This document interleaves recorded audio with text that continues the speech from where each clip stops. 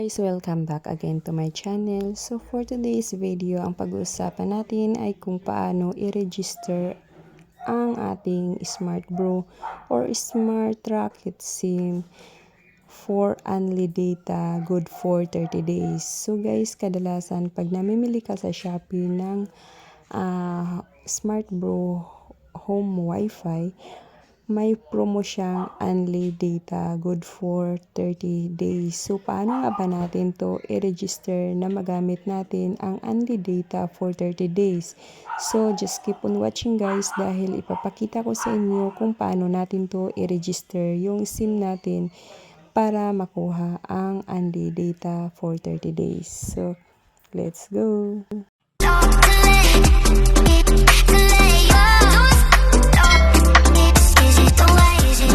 Una guys, punta ka lang sa Google at i-search dito ang smart.com.ph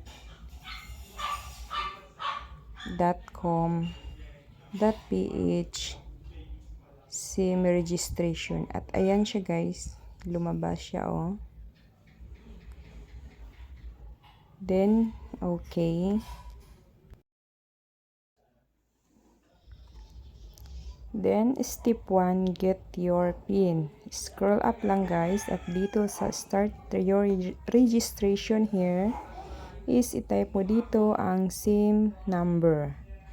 Yung SIM card ninyo, makikita nyo sa pinakalalagyanan ng SIM card at i-enter nyo dito ang number ng inyong SIM card.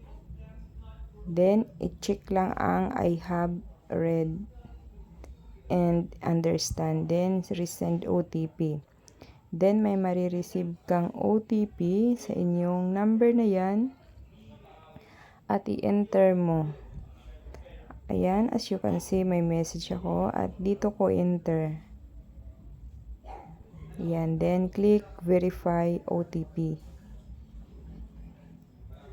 Great. Then type of registration. Dito, i-enter mo dito sa ang inyong ID na gagamitin sa pag-register. So, dito guys, automatic siya dito ma-claim nyo ang 30 days of only data.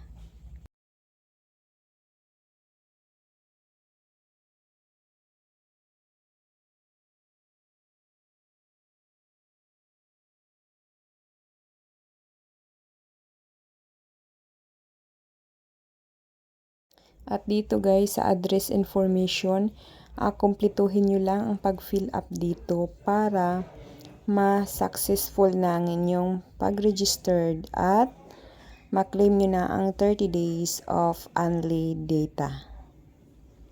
Now, as you can see guys, congratulations, fully successful na.